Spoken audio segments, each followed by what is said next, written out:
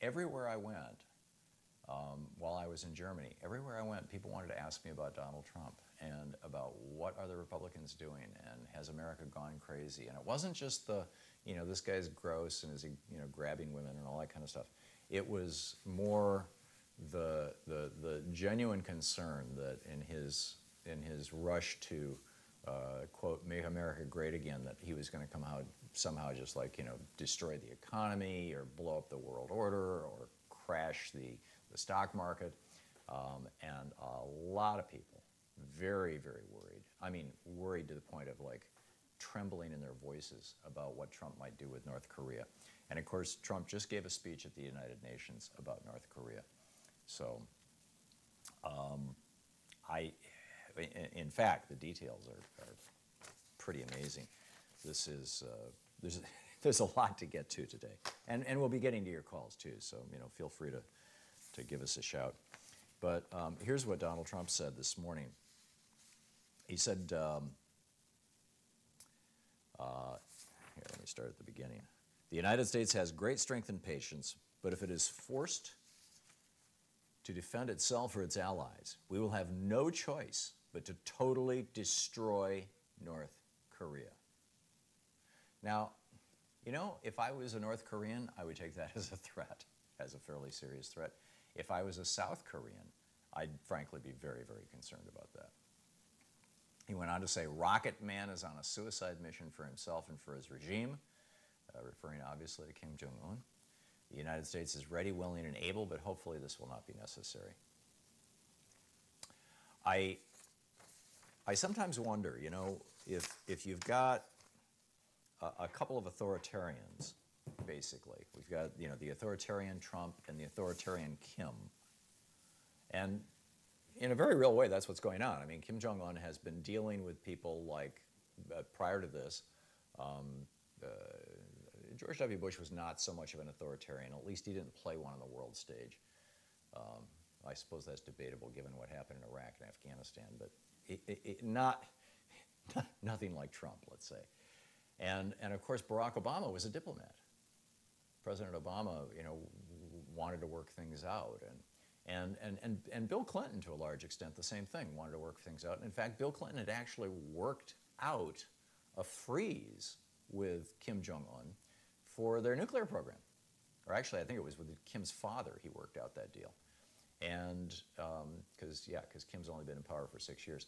So Bill Clinton, worked out this deal, and everything, everything was frozen, everything was fine, because what Kim wants, and frankly, what I think probably most countries around the world that we tend to vilify, unfortunately, want more than, hey, we got nuclear weapons.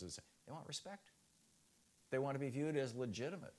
They want to be viewed as an essential and legitimate and meaningful part of the international community. And on this program, there was an op-ed in the Washington Post back maybe a month ago or so. And it wasn't talking about Kim, it was talking about Putin, but the effect is the same. It was saying, what he really wants is respect. Well, that's fairly obvious. But then the article said, we must not give it to him. Well, wait a minute. Why not give Putin respect? Why not give Kim respect? What does that cost to say we acknowledge that you're the leader of a nation? Now let's talk one leader of a nation to another leader of a nation, rather than this, oh, you're some kind of evil person. I mean, we all know Kim is crazy. He murdered his half-brother, for goodness sake. I mean, in North Korea, if you don't smile enough when his name is mentioned, your life is at risk. Of course, it's a horrible regime. But you're not going to get anywhere by yelling at Kim about how horrible he is. He'll just say, well, those are your standards and these are mine. But what about interacting country to country? In other words, what about diplomacy? Bill Clinton was successful with this. And then George W. Bush gave that Axis of Evil speech that David Frum wrote. And, I don't know if David Frum is still having trouble or ever had trouble sleeping over that, but I sure would. That speech in which George W. Bush got up there and I don't recall if it was a joint address to Congress, a State of the Union address, or before the UN. I'm pretty sure it was a State of the Union address. He said, words to the effect of, this axis of evil of Iraq, North Korea, and Iran. And, Iraq had no nuclear program whatsoever. Saddam had given up all his weapons of mass destruction way back during the Clinton years and had been inspected 16 ways to Sunday, and Hans Blix was there, and Scott Ritter was there, and all that stuff was going on. So, Bush was essentially lying about that, and Saddam Hussein had no ability to acquire nuclear weapons, or at least quickly, So there was no threat there to us, and frankly, even to his neighbors, at all.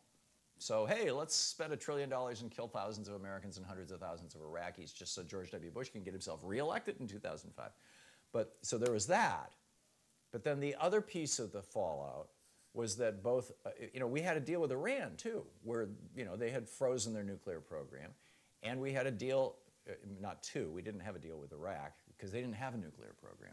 But we had deals in place that Bill Clinton negotiated by and large with both North Korea and Iran.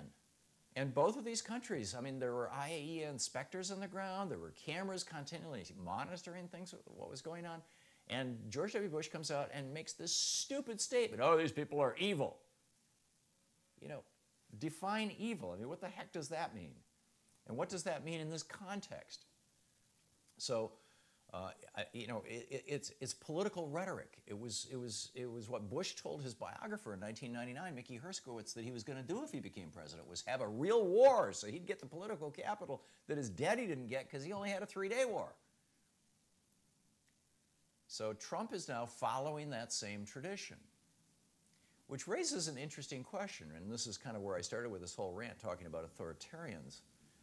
Is it possible to out-authoritarian an authoritarian? It may be if you have relative parity.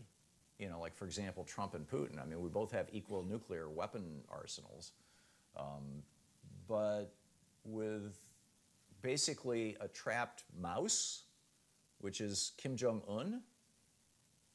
A trapped mouse has a heck of a lot more to lose and a lot more latitude in their behavior than does, another person face to face, to mangle this metaphor. And I think that the bet that's being made here by John Kelly, because obviously John Kelly vetted this thing, the general. The bet he's making is that the language that Kim understands is the language of authoritarianism, and that if Trump uses that language, he'll respond in a positive way. I agree that he's an authoritarian, but I disagree that he's going to respond that way. So this concerns me tremendously.